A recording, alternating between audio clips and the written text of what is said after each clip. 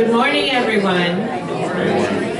My name is Joanne Britton, and I'm very happy to welcome you this morning to the bucket class. Before we welcome Mike, I want to remind you, please silence your cell phones and turn on the tea coil if that applies to you. And now, please join me in welcoming Mike Latham, who will continue speaking to us on the wider history of the Vietnam War. Mike. Thank you. Hope you can hear me okay? Yeah? Great, thank you. So the first time that we met, we talked a bit about French imperialism and the impact that French colonization had on Vietnam. In the second session, we spent time talking about the rise of Vietnamese nationalism and the different forces that generated that, the different directions that Vietnamese nationalism took. The last time that we met together, I spoke about the way in which the beginning of the Cold War shaped American perceptions of what was happening in Vietnam, and how it was that ultimately the United States decided that they would align themselves with the French as France tried to regain control of its colony in Indochina, and in Vietnam in particular, at the conclusion of the Second World War. And why the beginning of the Cold War had such a powerful impact on the way in which Americans perceived, and the way in which US policymakers perceived the stakes of the war, and ultimately how the United States chose to align itself with Ngo Dinh Diem, who was ultimately the South Vietnamese leader that the United States chose to back. We talked a little bit about some of the consequences of that. Today we're going to shift gears a little bit, and I'm going to talk a bit about my own research, and I'm going to talk about my own interests here, about the way in which a very powerful set of ideas, a very powerful ideology began to shape American perceptions of what was happening in Vietnam. Most of my career actually has centered around looking at the way that ideas and concepts have shaped US foreign relations, and I've been very interested in the intellectual and cultural history of US foreign relations. And I've come to believe that ideas matter profoundly in this field, and I have become very interested in American thinking about development, about the concept of development. And in particular, thinking about it in the context of decolonization at the end of European empires and the emergence of the Cold War itself. And one of the things that I think is most striking to me is the extent to which concepts or ideas about development became so closely connected to American thinking about security. And one of the ideas that brought these two concepts together, development and security, was an idea about modernization. And you'll hear me talking a lot about modernization in the context of this lecture. And ultimately, I'm going to be arguing that modernization, this idea about modernization, which I'll define and outline for you, really shaped the way the United States tried to solve this problem that we concluded with last time. This problem of trying to create, and in some respects, invent a South Vietnamese nation which would have the political durability, which would have the legitimacy that it would be able to defeat the revolution itself. Much of the American goal during the Kennedy administration, and this was prior to the deployment of US combat troops, but much of the American goal in the Kennedy administration was to somehow create a South Vietnamese regime, a South Vietnamese government, which would have the power, the legitimacy, the authority to stand on its own and to prevent the revolution from succeeding. And if you remember from last time, when the Geneva Accords came through in 1954, there were supposed to be national elections in 1956, and those never happened. Instead, the United States embarked upon this path to try to create a separate and distinct Vietnamese state, a South Vietnamese state. So I want to talk a little bit about how the US tried to do that. And in many respects, I'm really talking about concepts related to nation building. This idea that the United States could somehow create a distinctly South Vietnamese society and government which would undermine the revolution itself. And I think Vietnam is a really clear example of that. So I'll go ahead and outline some of this for you. And I'm going to begin by actually talking about an article which was published in 1968. And in that year, a Harvard University political scientist named Samuel Huntington, a very famous political scientist, published an article in the journal Foreign Affairs. And by 1968, of course, the war had not gone as US policymakers expected it would. While the South Vietnamese government continued to alienate its own population, the Vietnamese revolutionaries had steadily been gaining ground. But Huntington still insisted that there was cause for hope. And he made the following argument. He said, history, drastically and brutally speeded up by the American impact, may pass the Viet Cong by. Societies are susceptible to revolution only at particular stages in their development. The United States and Vietnam may well have stumbled upon the answer to wars of national liberation. The effective response is forced draft urbanization and modernization, which rapidly brings the country in question out of a phase in which a rural revolutionary movement can come to power.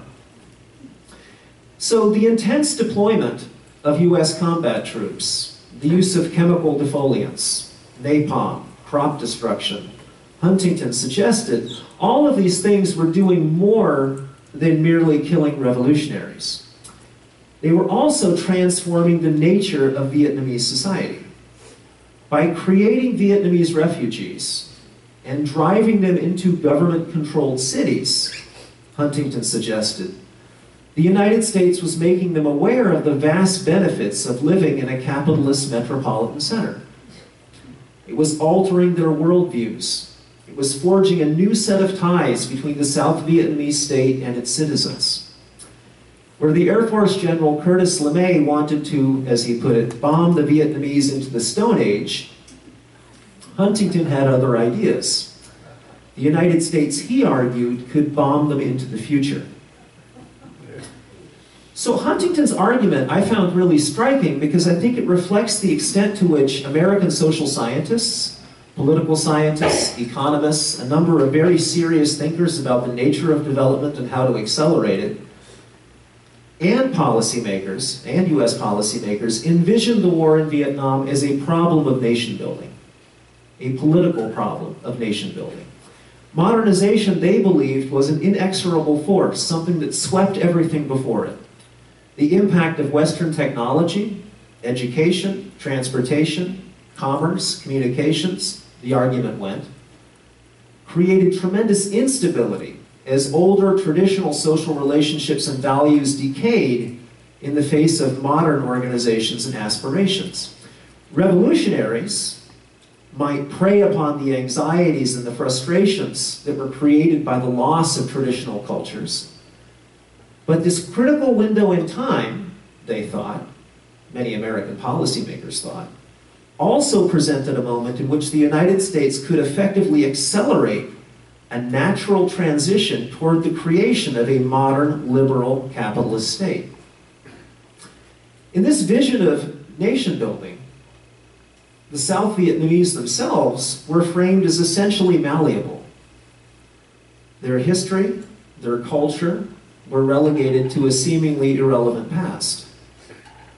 As traditional peasants became modern citizens, you get a sense of this sort of linear framework, this sense of history, this idea, this ambition of accelerating history. As traditional peasants became modern citizens, US policymakers expected, a new and distinctly South Vietnamese nationalism could be created to undercut Ho Chi Minh's revolutionary appeal. The condition of war, they thought, was also hardly an obstacle to that process. In fact, the sheer violence and disruption of the war appeared to provide a setting in which state-driven development might succeed. Even as evidence of policy failure accumulated, moreover, the ideology of modernization held firm. This way of thinking held firm. It's quite striking to me that really by the early 60s, certainly by the mid-60s, many senior American policymakers are quite convinced that the United States is not going to win in Vietnam. They become increasingly despairing of this fact, and yet this approach still holds firm.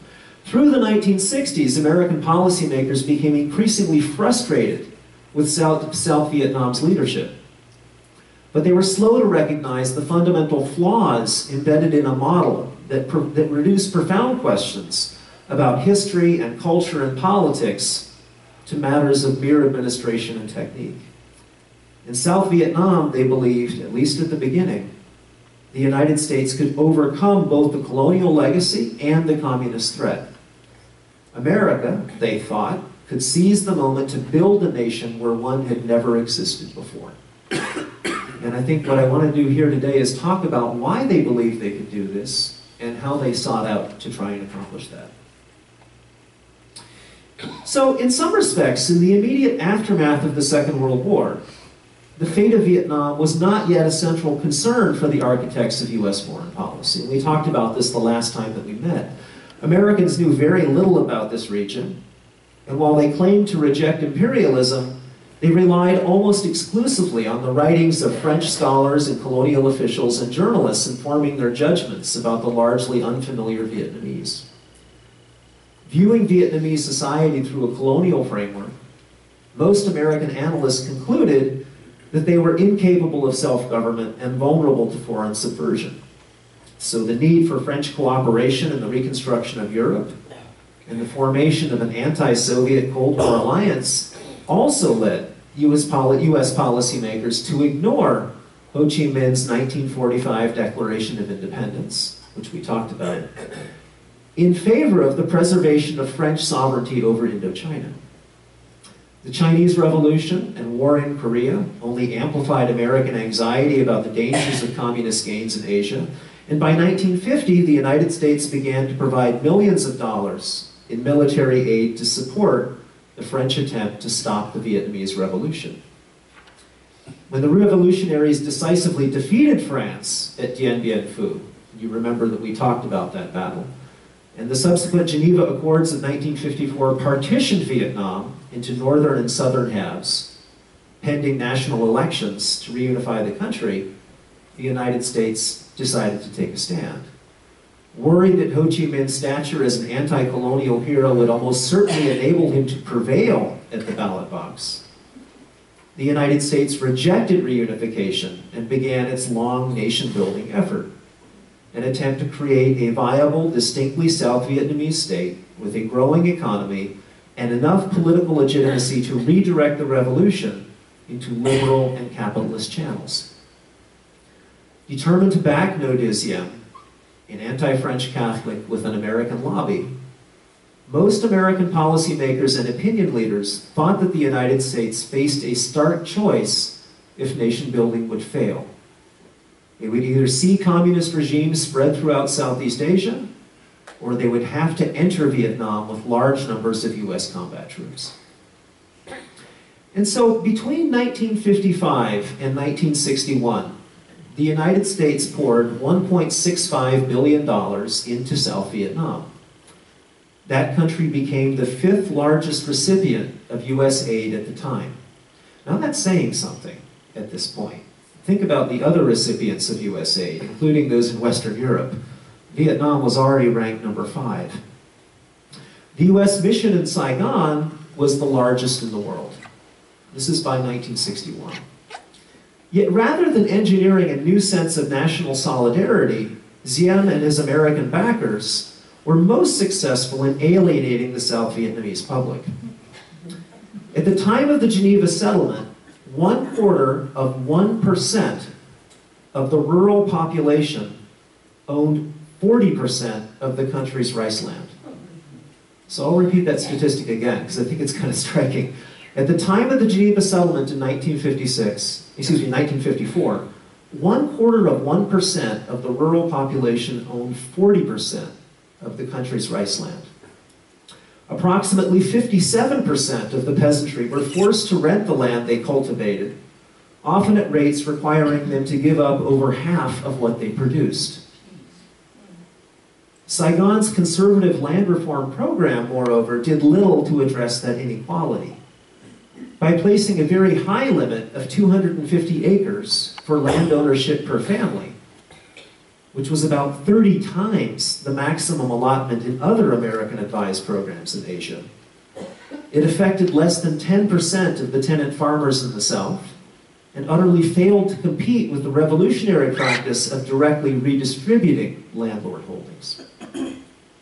And in many respects, that statistic which I just gave you really is an inheritance of that French colonial period, where we talked about how the French created a land market and fundamentally altered the way in which Vietnamese society was organized. That pattern was now continuing. A US-sponsored commercial import program proved equally unproductive as US dollars and import credits funded consumer purchases by wealthy city dwellers, but did nothing to promote local industrial growth. The United States also, as we talked about last time, backed Diem as he mounted a ruthless campaign to suppress any and all dissent against his regime. Armed with US military aid, Diem created a powerful secret police, killed and imprisoned and tortured revolutionary sympathizers, and as one historian put it, he effectively pushed the most varied social, political, and religious forces in Vietnamese society into each other's arms in a desperate search for survival. So Diem, in many respects, was actually helping fuel the revolution because he had become such a relentlessly brutal dictator.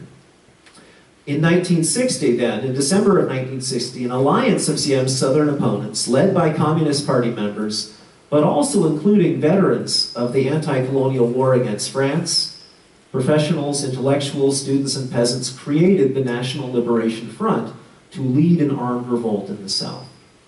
And it was that group, the NLF, which became more popularly known as the Viet Cong, or the Vietnamese Communists. So by 1961, it was becoming increasingly clear to US policymakers that their attempt to create a sense of popular loyalty to a separate South Vietnamese nation-state was failing miserably. Edward Lansdale, an American CIA operative and a veteran of the campaign against the communist rebels in the Philippines, had hoped that Diem might build enough political legitimacy to destroy the revolution. But it soon became obvious to him and many other American advisors that the United States and the South Vietnamese were losing the crucial war in the countryside. It was a shock to me, Lansdale wrote to the Secretary of Defense, Robert McNamara. It was a shock to me to look over maps of the estimated situation with United States and Vietnamese intelligence personnel and find that the NLF, and these are his words, had been able to infiltrate the most productive area of South Vietnam and gain control of nearly all of it, except for narrow corridors protected by military actions. Other assessments that year were also very bleak. As the prominent journalist Theodore White reported from Saigon in a letter to his friend, John F. Kennedy, and these are White's words, "The situation gets steadily worse almost week by week. Guerrillas now control almost all of the southern delta, so much that I could find no American who would drive me outside Saigon in his car, even by day, without a military convoy. What perplexes the hell out of me is that the commies on their side seem to be able to find people who are willing to die for their cause." By this point, moreover, Vietnam had emerged as a crucial test case of America's ability to stop what were called at the time wars of national liberation. A loss there, Kennedy and his advisors worried, would do immense damage to American credibility around the world. Yet US officials remained reluctant to commit American combat troops in the field. Diem's hold on his own government remained tenuous at best. He had narrowly survived a coup attempt in 1960. And so to deploy US soldiers, Kennedy worried, might create an irreversible public commitment to a figure whose leadership ability now appeared questionable at best. It might be necessary to send US troops at some point in the future, Kennedy believed. But the fact that neither France nor Britain were likely to assist in a direct military campaign and the danger that the Soviets or the Chinese might respond to US combat forces by sending in their own troops led the president toward another approach. How was it, US advisors wondered, how might it be possible to cut off not only the resources of the insurgency, but also its popular appeal? This was the question they increasingly began to wonder about. So Diem is obviously in trouble. The South Vietnamese government is on the rocks. They're greatly worried about the growing degree to which the insurgency is controlling the countryside, is deeply and very well organized. But at this point in the early 60s, the US government also was very reluctant to deploy US combat troops. So what are our options? Kennedy and his advisors thought. How would it be possible to cut off not only the resources of the insurgency, but also its popular appeal? How could the United States engineer a sense of nationalistic identification with the newly created state of South Vietnam? How might it be possible to develop links between Diem's government in Saigon, in the city, and the population spread across the countryside? How ultimately could the United States accelerate the movement of Vietnam through a dangerous and destabilizing transition in which the revolution might succeed? While increasing American support for Diem's army and radically increasing the number of US military advisors, the Kennedy administration would ultimately try to answer those questions through a dramatically expanded nation-building program. Modernization, they thought, this approach to development, could prevail as a means of counterinsurgency and as a weapon of war. Now, as historians have recently argued, these ideas about modernization, these ideas about nation building, embodied what one historian called a peculiar combination of anxiety and confidence about American ways of organizing the world. As this historian put it, modernization theory reflected a sense that the United States should be a universal model. Our lessons should be those which could be deployed externally. And yet it also arose at a moment where Americans felt both unsure about how to define themselves and challenged by geopolitical competitors. As a conceptual framework, a way of thinking about universal social change, modernization also outlined a series of practices to try to prevent the danger of communist subversion. Americans believed, American policymakers believed, that they could chart the future of the developing world along a single universal path toward a liberal capitalist state. Yet, as one scholar pointed out, they're worried that modernization required the right kind of revolution. The right kind of revolution also represented the equivalent of hitting the gas pedal on a skidding car, an attempt to accelerate out of a problem. As moderate solutions to development failed again and again, hardcore solutions found more and more advocates. And that's an argument which was made by a colleague and friend of mine named Nils Gilman, who I think is really outlining the way in which Americans thought about this. And nowhere, I think, was the tension between liberal aspiration and dictatorial violent result clearer than it was in South Vietnam. During the 1950s, ideas about modernization and nation building seemed to promise a kind of unified field theory for the social sciences. Put forward most clearly in the work of American sociologists, people like Talcott Parsons and Edward Shills and Daniel Lerner, they were also promoted by political scientists like Lucian Pye and Gabriel Almond, and they were widely popularized at the hands of the economist and national security planner Walt Rostow. And the image that you see there on the slide, that's Lyndon Johnson with Walt Rostow, his national security advisor. And while we don't have time today for a full treatment of the varied interpretations here, the central tenets of this way of thinking, the central concepts involved, can be distilled down to 4 overlapping principles. Number 1, traditional and modern societies are separated by a sharp dichotomy. you can kind of cut the world in two. There are traditional societies and there are modern ones. Economic, political, and social changes are integrated and interdependent. If you produce a significant economic change or social change, it will also produce these other kinds of affiliated changes. You're talking about a system, a whole society. Third, development tends to proceed toward the modern state along a common linear path. History has a clear direction, and that direction can be mapped. And fourth, most importantly, the progress of developing societies can be dramatically accelerated through contact with modern ones. This idea's stress on the ability of an advanced society to accelerate, to catalyze the rise of a stagnant or backward one up a kind of universal ladder of development resonated very strongly with both Cold War foreign policy concerns and broader cultural understandings. Since World War II, American social theorists, social scientists have received a great deal of state support as policymakers tried to find ways to confront the challenges presented by a world of decolonizing states. The architects of this vision of modernization, moreover, eagerly claimed that their work promised both analytical rigor and immediate policy relevance. This was knowledge you could use. And as their research received government support, these intellectuals also took government positions. And they provided reassuring instrumental answers to the dilemma of how to promote development.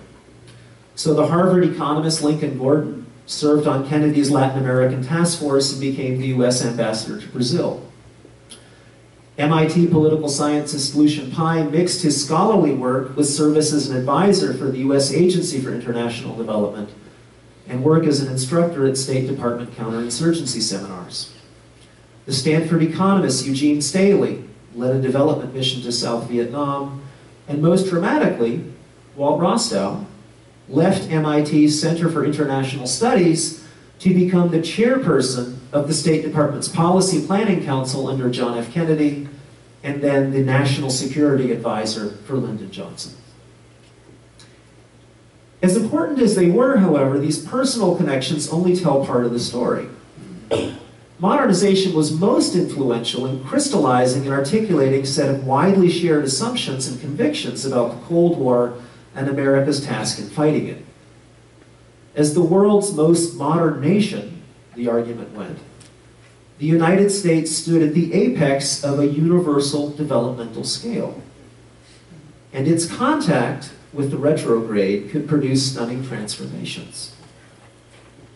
Because they believed that contact with the West could produce a demonstration effect in which external values of discipline, respect for achieved status, social mobility, and even human empathy might drive traditional societies toward progress, history itself was on America's side, or so they thought. Looking back into the past, Rostow explained that although imperial powers, as he put it, did not always optimize the development of the preconditions for a society to take off, they could not avoid bringing about transformations in thought and knowledge and institutions which moved the colonial society along the transitional path.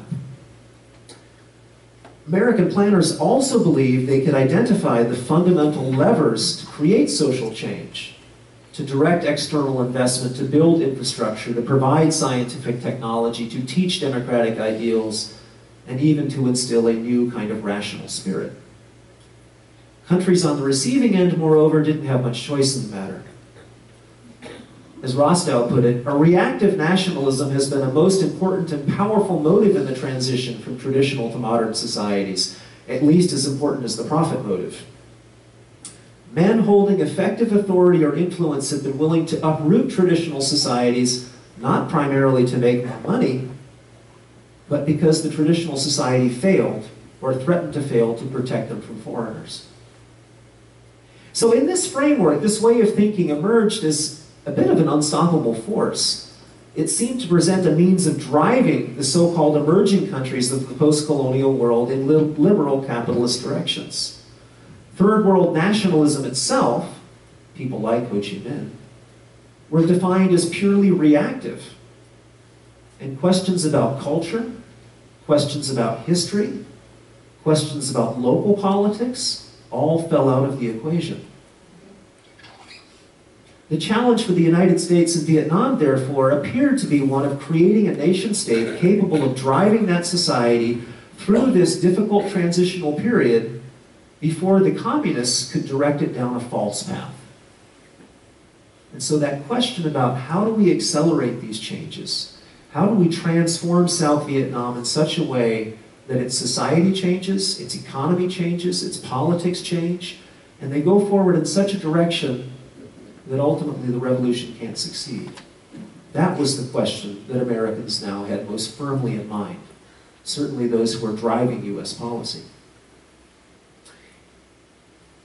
And to some extent, this problem remains central to America's war in Vietnam, but it can be seen most clearly by focusing on the early 1960s, when American strategists envisioned nation building as a way to redirect the revolution and to avoid a wider war. In thinking about the challenge they face, they drew also on previous cases of counterinsurgency in Southeast Asia. They looked at the British struggle against the Malayan communists. As Frederick Nolting, the US ambassador to South Vietnam, reflected, the Malayan experience was something of a counterpart to Vietnam, and we could learn from it. Lucian Pai, one of the most influential proponents of modernization, agreed with that perception.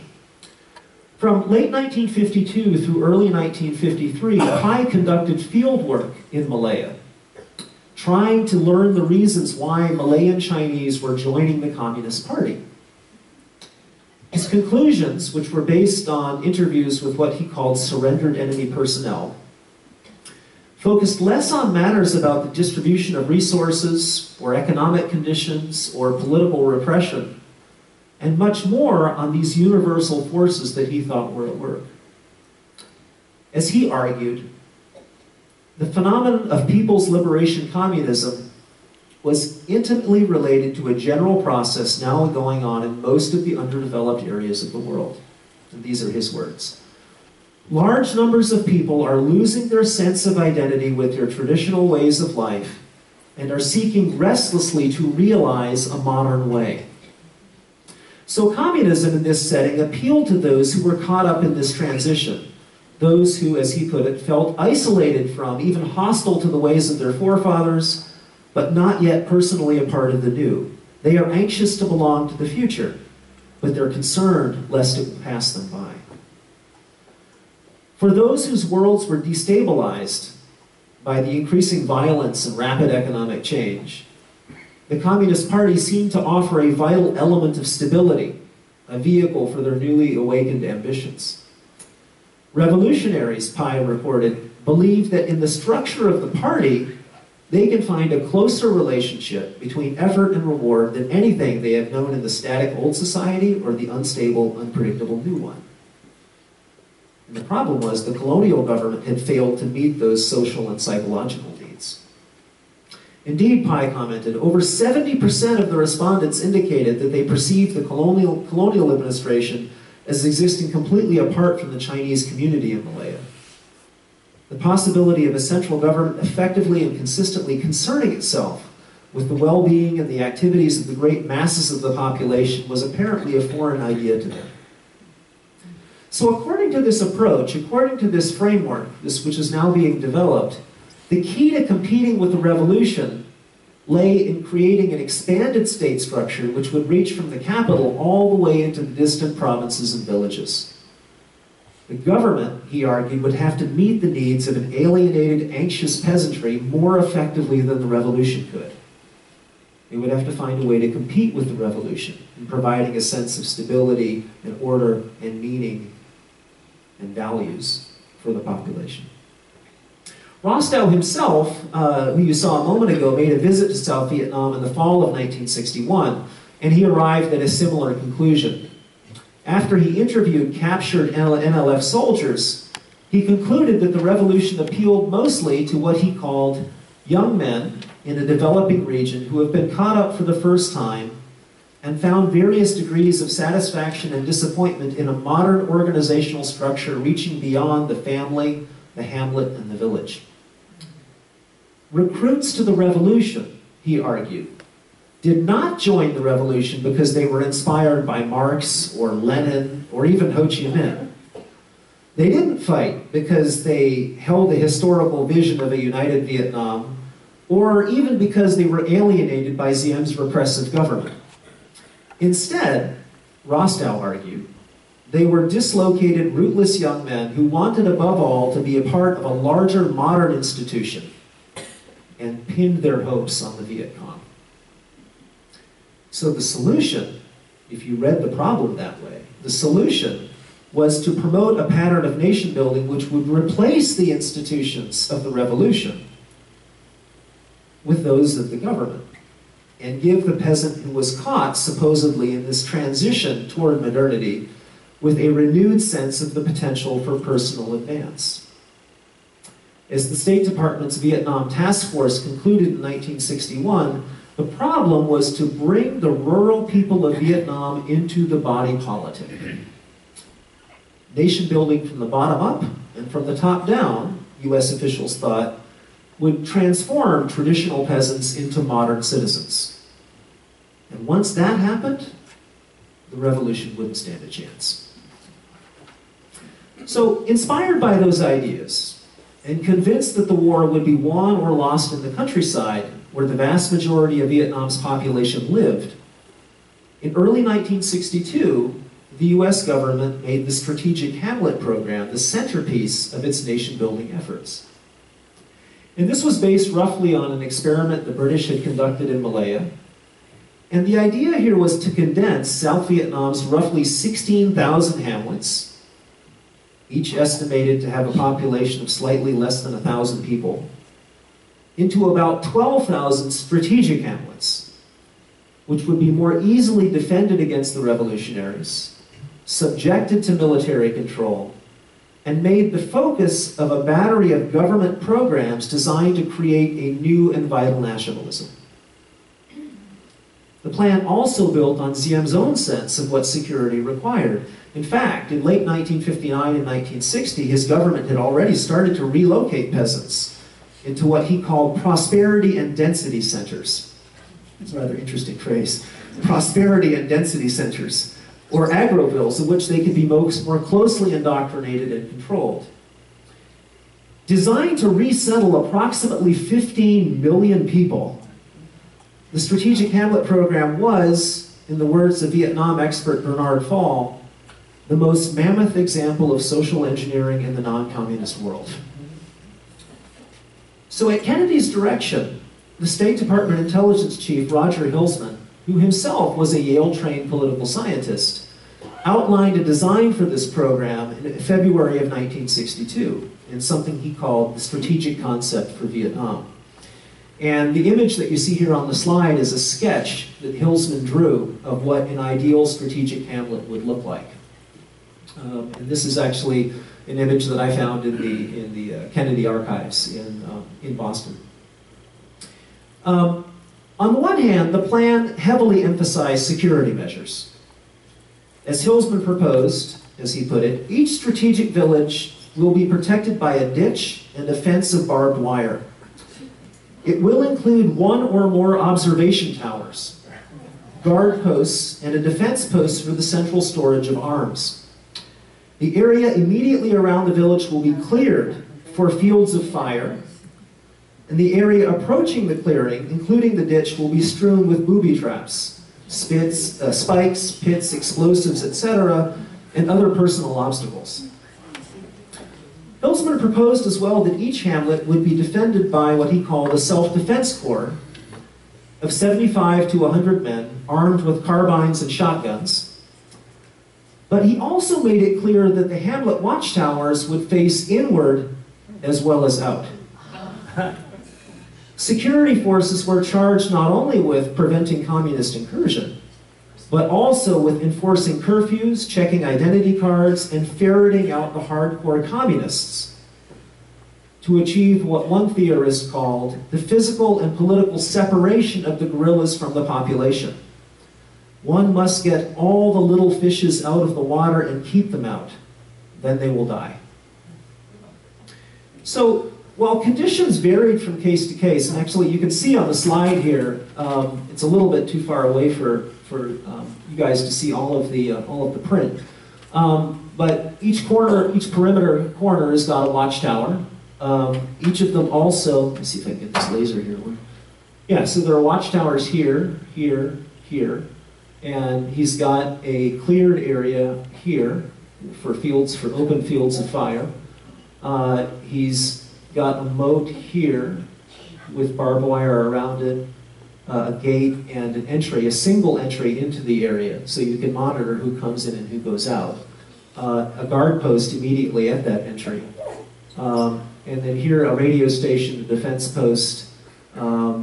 He's labeled this a marketplace, a dispensary, another guard post back here. And these are regrouped populations he's drawn with arrows pointing into the hamlet itself. So while conditions varied from case to case, in practice, the strategic hamlet construction generally involved a series of steps. South Vietnamese rural reconstruction teams, that's what they were called, of 10 to 20 men would take a census of an existing village.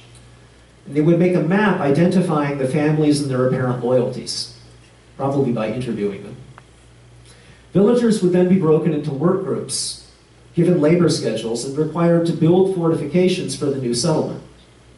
Houses outside the perimeter of the new hamlet would be brought in, or they would be destroyed, and a hamlet militia would be selected and trained. Finally, peasants would be issued identification cards. Photos of their families would be posted on the walls of their homes, and a hamlet administrative center would track all population movements and enforce curfews. The zone inside the hamlet would become a realm of heightened surveillance, while the territory outside it would become a free fire zone. American planners believed, moreover, that beyond the security benefits, the hamlets would be most crucial in promoting the essential task of nation building. As Hillsman explained, the problem presented by the Viet Cong is a political and not a military problem. More accurately, he said, it is a problem in civic action. Civic action teams of Vietnamese backed by American supplies and advice were the most important element in eliminating the Viet Cong, because they were to build an essential socio-political base by forming a new set of ties between the rural peasants and Diem's government. Hillsman's goal, as he put it, was to set up a village government and tie it into the district and national levels, assuring the flow of information on village needs and problems upward and the flow of government services downward. The government provision of livestock, rice seed, cooking oil, and schools, in this vision, was expected to do more than raise peasant morale. It would also transform rural consciousness. It would become part of the process whereby traditional loyalties to family and formerly isolated traditional villages would be replaced by a more modern identification with a specifically South Vietnamese state. While a few figures within the US government remained skeptical of such an effort, and some military officers strongly dissented in favor of a more orthodox search and destroy approach, the plan met with widespread approval. As one Joint Chiefs of Staff report argued in early 1963, historically, the central government in Vietnam has not reached down and made itself felt to the peasant. Likewise, the peasant has not truly identified himself, his activities, or his future with his government, nor has he thought in terms of national political issues as we know them. But the Strategic Hamlet Program, they thought, would change all that. As this report continued, following the election of a Hamlet chief and a Hamlet council, the new officials themselves will decide on projects for the improvement and well-being and living conditions of the people.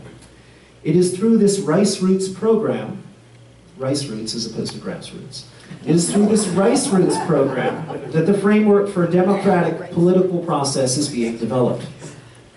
It is the intention of the government to extend this process from the hamlets and villages up through the districts and provinces whose officials are now appointed by the central government. Nation building, in this vision, would steadily proceed one hamlet at a time. So this was the design, this was the concept which was put in place, which had both a deep security component to it, obviously, a deep attempt to create security conditions to affect the playing field on which the revolution was being fought, but more fundamentally had these other ambitions as well. These ambitions that they could create a different kind of political relationship between the peasants and the South Vietnamese government, that development itself could become an engine that once they got it running, once that flywheel began to spin and gain momentum, the peasants would no longer think about the revolution the same way. Instead of identifying with the revolutionaries and the insurgency and Ho Chi Minh's vision of a united independent Vietnam, they would identify with Diem's South Vietnamese government, because they would see themselves as part of that new state. They would want to become modern, and the United States would be able to use that force to undercut the appeal of the revolution.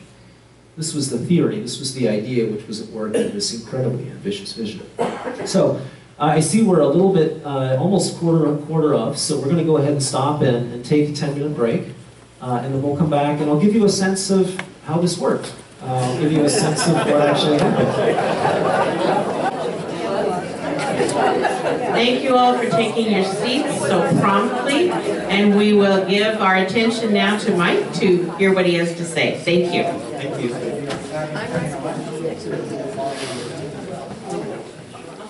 Okay, so this was the concept which Roger Hilsman developed and the Kennedy administration put together, drawing on a lot of their assumptions about social change and security, this link between development and security. They were going to put the two of them together, and they were going to try now to find a way to win the war in the countryside. And they would do this, they hoped, one hamlet at a time. In contrast to such lofty expectations, the program got off to a very rocky start. Serious efforts to implement it began in March of 1962 with what was called Operation Sunrise, a plan to create new hamlets in a part of Binh Thuong, which was a province to the north of Saigon that was heavily infiltrated by the NLF. South Vietnamese troops swept through the area to try to drive the guerrillas out, and the U.S. Agency for International Development provided $300,000, about $21 per family, to compensate resettled peasants for their property losses and to equip civic action teams with medicine, fertilizer, farming implements, and ID cards. According to one report, 70 families agreed to move, while 140 others were resettled at gunpoint. All were forced to dig new homes and dig trenches in the new hamlets, while South Vietnamese soldiers burned their former dwellings. By May, even the government newspaper admitted that after 6 weeks, only about 7% of the district's 38,000 peasants had permanently relocated, either voluntarily or by force. The fact that the NLF enjoyed substantial local support also became clear as guerrillas ambushed a government convoy with help from villagers, who sabotaged roads and prevented reinforcements from arriving. And the image that you see here is a group of peasants who've been drafted to work on building some of the fortifications around the hamlet. And then on the other side of the page, you actually see a woman who had been enlisted in the self-defense corps of one of these hamlets. Throughout 1962 and 1963, further evidence accumulated demonstrating that the program was failing dramatically. CIA field reports, US aid officers, and RAND Corporation studies all documented the degree to which peasants resented being forced off ancestral lands, put on corvée or forced labor teams, and losing access to their crops and their fields. As the Vietnam expert Bernard Fall reported, not much nation building took place in such a repressive environment. In his words, egress and ingress controls upon which the system hinges necessarily give the strategic village the aspect of a detention area rather than a harmonious socioeconomic unit. The Wall Street Journal's local observer, as Fall pointed out, a former OSS operative who was wholly sympathetic to the cause of South Vietnam, nevertheless felt that a visit to such a hamlet left one with the impression of having blundered into some sort of prison camp. Surveys also revealed that the NLF had successfully strengthened its hold on areas in which the hamlet program was promoted. As one report on Long An province put it, both the hamlet gate and barbed wires are 100% destroyed by enemies. The hamlet hall was burned down by the VC. All the members of the service administration, the hamlet council, and all the hamlet armed forces cannot carry on any more work because there is no security and their morale is rather confused, being afraid of enemies. In case after case, in province after province, the revolutionaries infiltrated or overwhelmed hamlets, and they frequently did so with the cooperation of their inhabitants.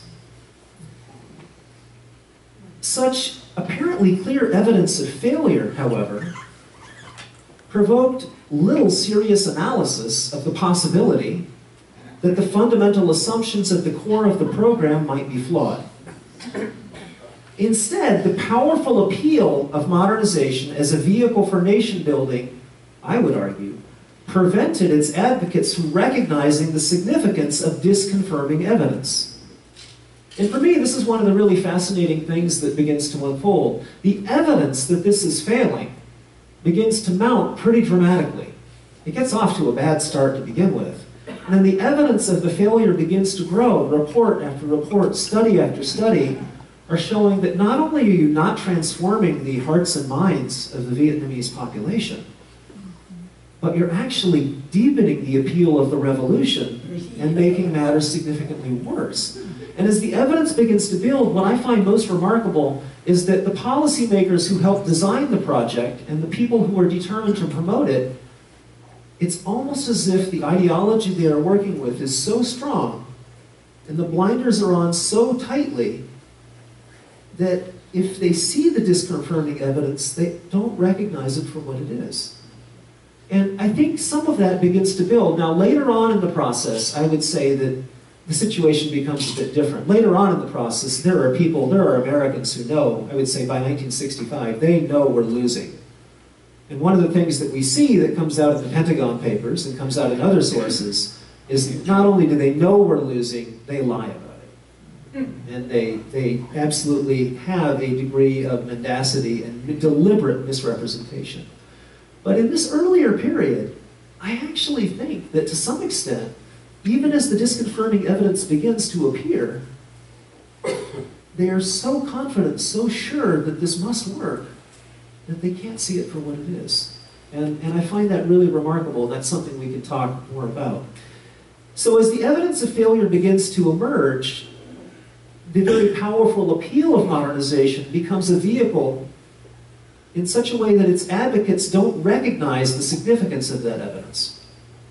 U.S. intelligence reports frequently cast blame on their Vietnamese allies. Province chiefs, they lamented, were embezzling funds.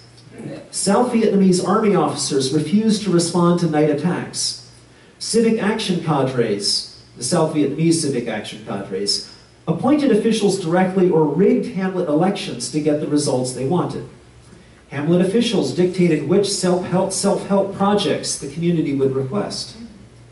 And U.S. officials also criticized Diem's desire to implement the program as rapidly as possible as a means of appointing his political favorites to positions of provincial leadership. Now, those abuses were indeed widespread. They were true.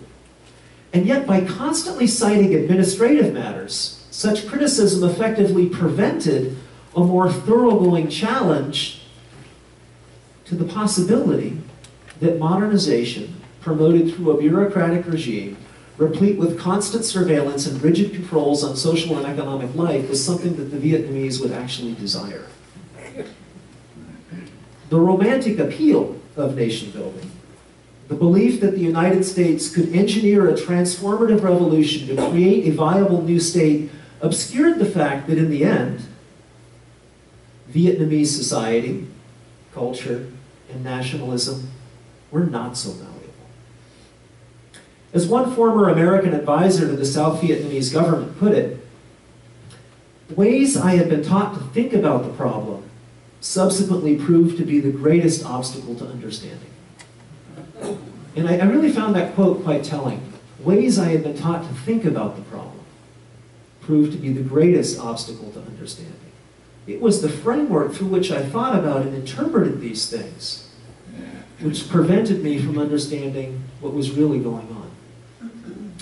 The possibility that much of Vietnam's population was attracted to the revolution because it redistributed political and economic power, and that Diem's repressive regime was not one that the rural Vietnamese were interested in identifying with or participating in at all, was rarely considered seriously. By late 1963, the US government would ultimately conclude that Diem was indeed a liability, and US officials would allow a coup to go forward to overthrow him. By 1965, Lyndon Johnson would also determine that plans for social engineering would have to be backed by additional force. And the United States would begin a deployment that would ultimately station up to 500,000 combat troops in South Vietnam and drop more explosives on North and South Vietnam than were dropped by all aircraft in all sides of the entire Second World War. Yet plans for village-level programs blending security, violence, and nation-building were endlessly repeated in the course of the war, in the form of new life hamlets starting in 1964, and what was called the U.S. Programs for Civilian Operations and Revolutionary Development Support, or CORDS, in 1966 and 1967. As the director of the CORDS program, Robert Comer told the American Political Science Association in 1970, those later efforts continued to link what he called sustained protection of the rural population from the insurgents with generating rural support for the Saigon regime via programs meeting rural needs and cementing rural areas politically and administratively to the center. The plans in place from 1967 through 1970, he acknowledged, differed, as he put it, from their predecessors less in concept than in the comprehensive nature and massive scale of the effort undertaken.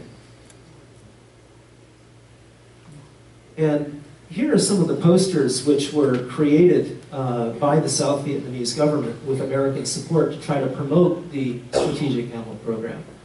On the left side of the screen, you have a group of peasants who were involved in supporting and mobilizing politically within their hamlet.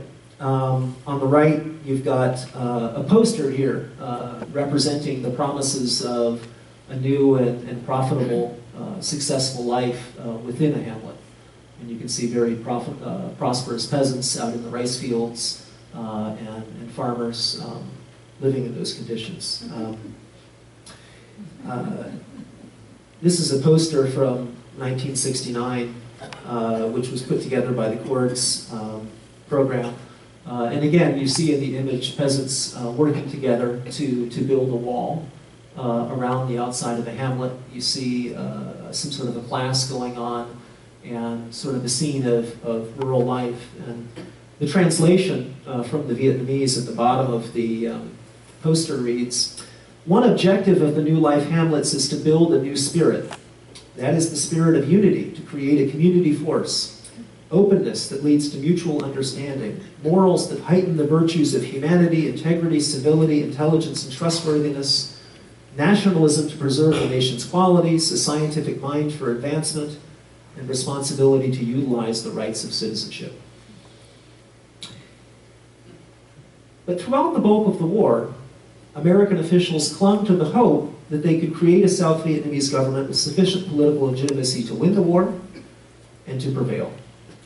From one leadership crisis to another, from one coup and rigged election to the next, they continued to believe, as the historian Marilyn Young once put it, that it was possible to give a people as rooted in history as the Vietnamese a ready-made set of beliefs for which they would be willing to die. And as nation building failed, in their determination to destroy the revolution, US policymakers perceived no other option but to continue to ratchet up the level of sheer violence. settling on a failed attempt to maintain at least a modicum of centralized order in urban areas. Following the Tet Offensive in 1968, even that fallback position was seriously in question.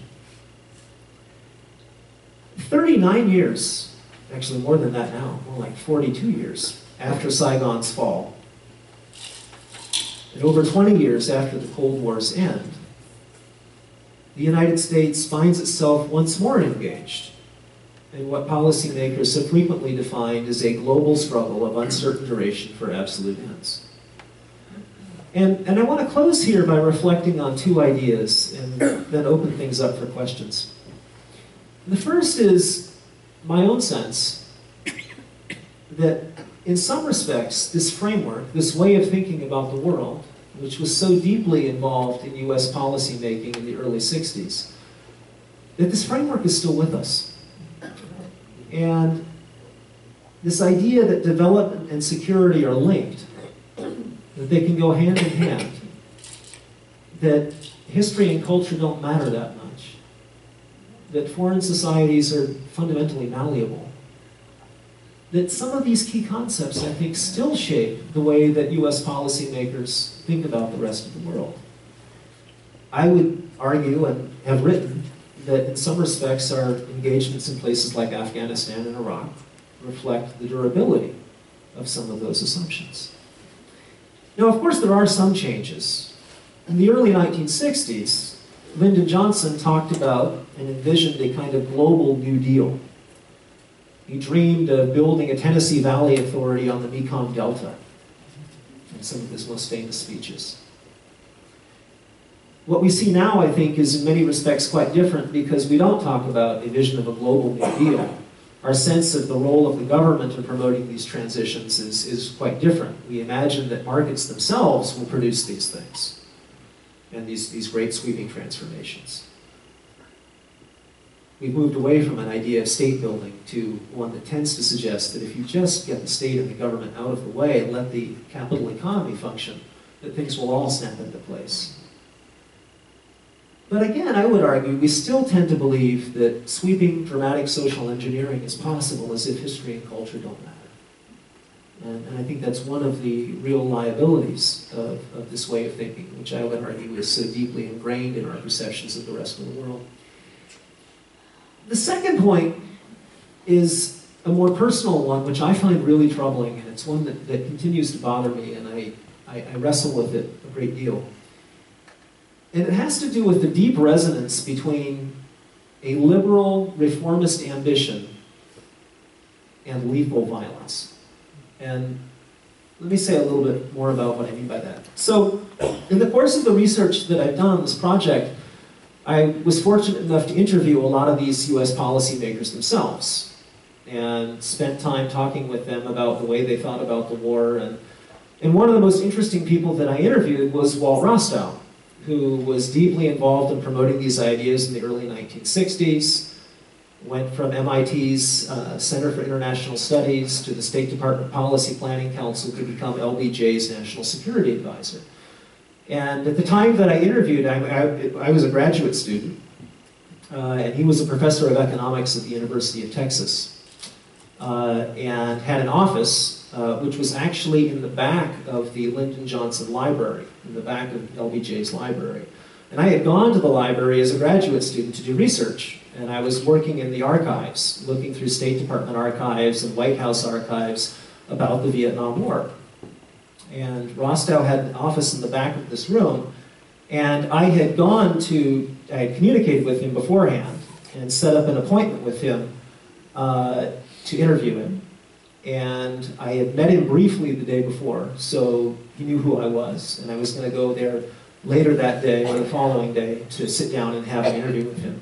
And I was sitting here at the table, and I had the archive box in front of me, and I'm going through paper after paper. And there's memo after memo from Rostow to Lyndon Johnson. And Rostow wrote a lot. This was a really prolific writer. At one point, Kennedy reflected that Walt writes faster than I can read. and so there's memo after memo from Rostow. And a lot of them say something very similar. Dear Mr. President, the stakes in Vietnam are now clear. We cannot afford to lose. We have no choice but to intensify the bombing campaign. We need to bomb the north, we need to bomb the cities, we need to bomb the railways, we need to bomb population centers. We need to do whatever is required to win the war at all costs because our credibility is at stake.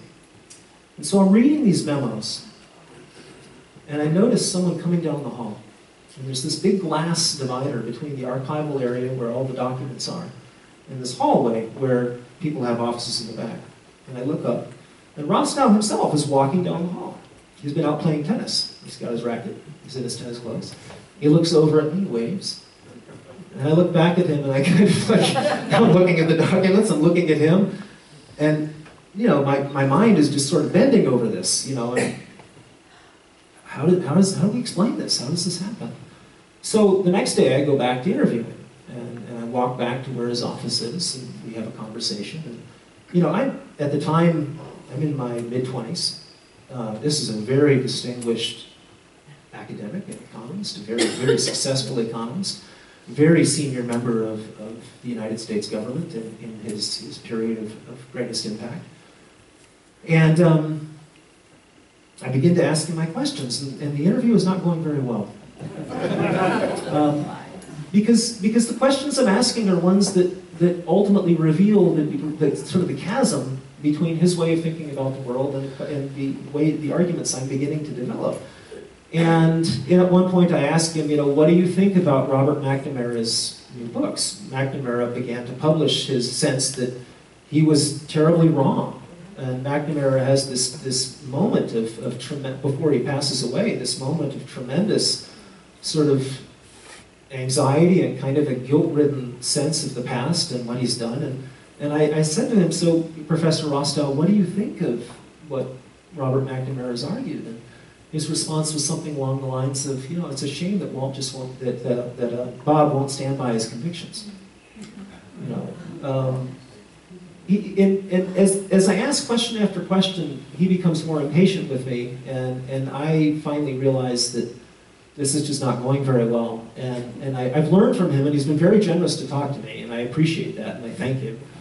And as I'm getting up to leave, and I thank him, I look on the wall, and there are all these black and white photos. And almost all of them, some of them colored, but almost all these photographs are Rostow himself with school kids and school teachers. And I look at these photos and I say, well, it's interesting, you know, I'm curious to, tell me about, I'd love to hear about these pictures. And he says, well, you know, I became more and more convinced that public education was something that was absolutely vital to the future of the country. I've worked on this ever since I left the government.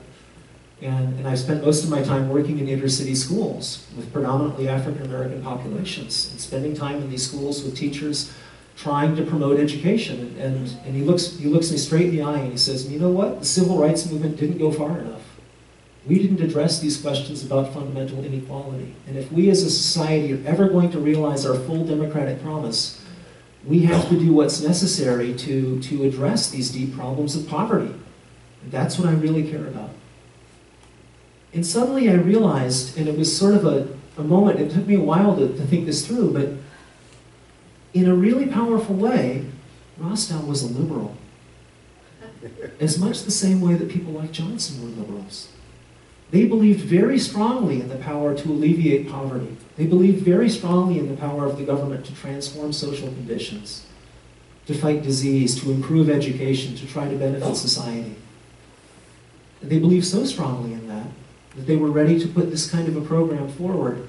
And most chillingly for me, when the world didn't bend in the directions they thought it would, or they thought it should, they were willing to unleash tremendous amounts of violence to try to make it do so. And for me, this was in some ways the most haunting sort of aspect. These were people that in many respects, some of their ambitions, some of their values were ones that I shared, that I deeply admired and respected.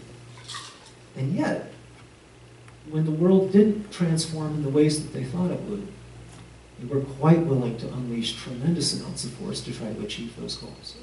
And for me, I found that both incredibly troubling and something that still I find really quite haunting, and something that I think we continue to wrestle with. So with that, I will be glad to respond to questions that you all have, and really I just want to thank you all for the chance to speak with you over these past weeks. I've learned a great deal from your questions, and I really appreciated the chance to be here, so thank you.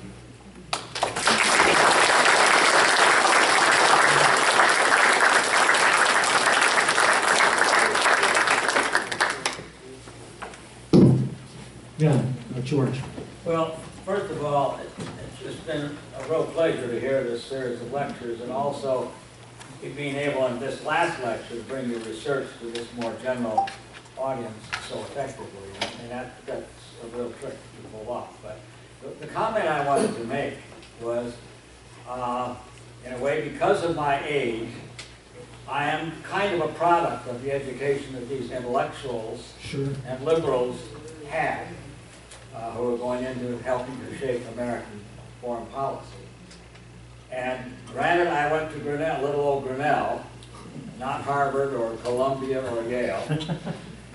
But there was no way that in my education I could have learned anything about that world unless I had reached out beyond the curriculum to do it.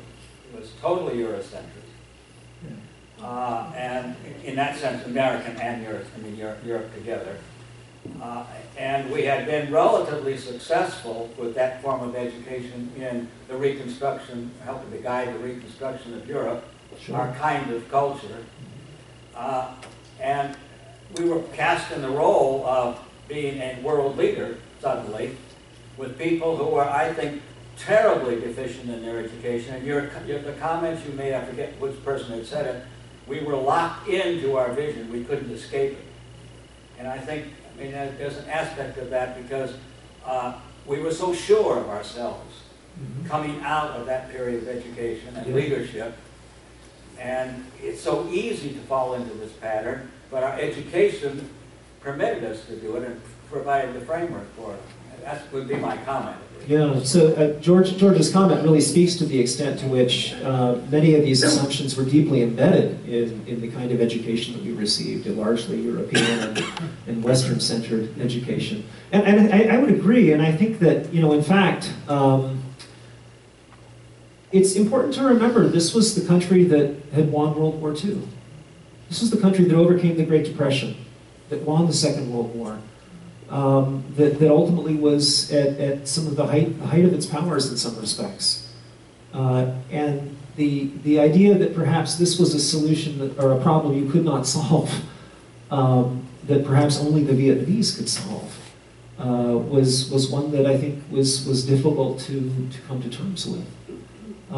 I do think, and part of the reason that in this course I spent so much time talking about the impact of French imperialism and the sources of Vietnamese nationalism, these were some of the key issues and questions about Vietnamese history and culture and the facts on the ground that many policymakers simply could not see or could not understand. And it's part of the reason that today I would argue that our commitment to learn more about the rest of the world in a serious way, to study foreign languages, to spend time studying abroad, to go to foreign countries, to immerse yourself in a culture that's radically different than your own, is so inherently valuable. And I continue to be deeply committed to that, because I think that if we're going to try to educate people who are going to go off and have leadership in the world, that's what's really necessary. Yes, sir? How large were those hamlets? What was the area? Yeah, so they varied in scale. The question was how large were the hamlets, and they varied in scale, but a lot of them were designed to hold up to 1,000 people. And so you would think about a settlement which would be of that kind of scale. Some of them were like the conceptual one that Hillsman drew, basically sort of circular or rectangular. Others might be strung out alongside a river, so they might stretch out for a longer period of time. So they varied in scale, but for the most part, you were talking about, at least in concept or in design, something large enough to encompass on the order of 1,000 people. Yes, sir. Your final remarks really struck home to me. I've been puzzled the last time I read of liberals who question can we have too much democracy? And I think we, as a culture, we tend to ignore the incompatibilities of our economic system, with our political system, with our ideas of democracy. And that creates a lot of this blindness, I think. You know, I mean, it's related to this point. And I really appreciate what your comments, because that gives us an insight that we otherwise didn't have. Yeah, I think it's one of the really interesting and challenging. So the question had to do with the extent to which liberals, in many ways, had these kinds of blind spots and had this difficulty in seeing the consequences of this way of thinking. And I would argue that I mean, I find myself persuaded by that. I see quite a bit of it. Not only that, you know, liberalism, the way we practice it, leads to violence, and that's what you've laid out. But I think our economic system also is incompatible with democracy. So as our capitalism expands, our democracy suffers. Yeah, and so again, the question about the compatibility of a particular approach to economics, a capitalist system and our democratic values, is, I agree, one of the complicated questions which begins to unfold here. Yeah, definitely. When was the last time you were in Saigon? Last time I was in Saigon was in 2001. The reason I asked that question is I was there in 1969 and found capitalism working to an extent. I was there again about 4 years ago, and it's become wildly successful. Oh yeah. And during my stay in Taiwan in the early 70s, I found that capitalism tends to blind people to religious conflict and what have you, because they're too busy making money. Go shoot each other. Right. It's an interesting, it's a fascinating question. The question had to do with when was I last there and what was happening. You know, it's in Vietnam today. It's quite remarkable, actually. I mean, I was struck by the fact that when I was there and spoke with people on the street and, you know, went to museums, and I somehow expected that people would be sort of troubled by the fact that I was a young American walking through this area, and it was totally reversed. You know, it was sort of like, so much of the Vietnamese population was born after the war was over. I mean, this is a remarkably young country, demographically.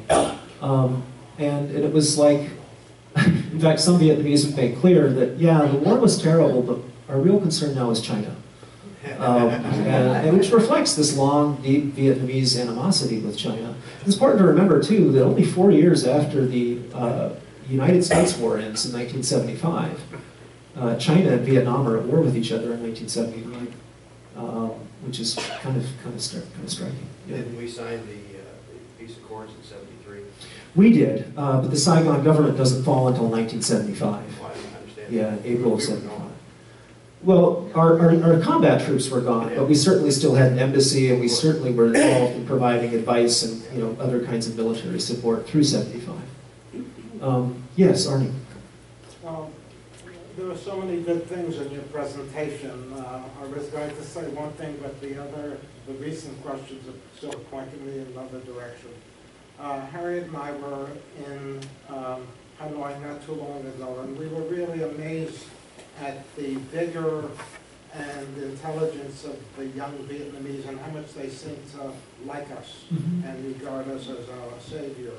The other thing that sort of resonated with me today is that in the attempt to get the best and the brightest of the academic social scientists, we've often gone completely in the wrong directions. The orthodoxy has often been wrong and has led to disastrous results. And you made that point very clearly. Yeah, and I think the comment here was really sort of pointing about the extent to which oftentimes that orthodox academic view has led us in the wrong direction, as it did in this case. Do we have time for one more? Or? One more. Okay, so, yes, sir. Let me make a comment, really, and it's a problem that I think is endemic to American society, but I think it's even broader than that. With our understanding of ourselves, with what we think is of value, we take things to people for them to embrace and to make whole. Instead of getting to know the people and to work with them to move toward goals that are both theirs and ours. And let me illustrate this in this way. In 1983, we took a group of youth to Browning, Montana, to youth from Cedar Rapids, to Browning, Montana, to work with the Blackfeet Indians. We stumbled into two things that we had not thought about, prepared for, but happened because of being willing to be with them rather than to take something to them. And the thing we stumbled into is that the t-shirts we had made for the group that was going said, "Walking with the Blackfeet Indians." Not walking to, but walking with. The second thing was that our youth sat down in evenings and chatted with Blackfeet who would come on their own and sit and visit. The result at the end from the minister of that particular church was this. In the 7 years I've been here, yours is the first group that has come and not had sugar poured into the gasoline tanks of their vehicles. Interesting. And he said, the reason I believe that's true is yours is the first group that came to be with these people, to talk with them, to share with them, to swim in their swimming pool, to be a part of their lives. Yeah, to learn from them too, I think. And that message came through so much to me that when you take it on a broader sense, it's the problem we still have in the world is that we take solutions. We don't go to become a part of and find mutual solutions. Interesting. I don't think I can summarize the comment, but I imagine you all heard it, and I appreciate it. Thank you. Thanks again, everybody. Thanks a lot.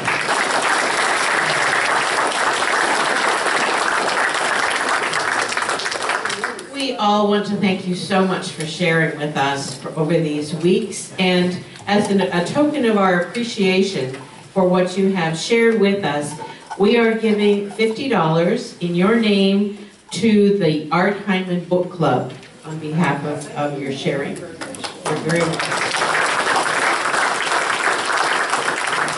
Now I want to invite you to come back next Wednesday when we will hear our Open Wednesday for February. We will hear from Fredo Rivera on modern architecture in Grinnell.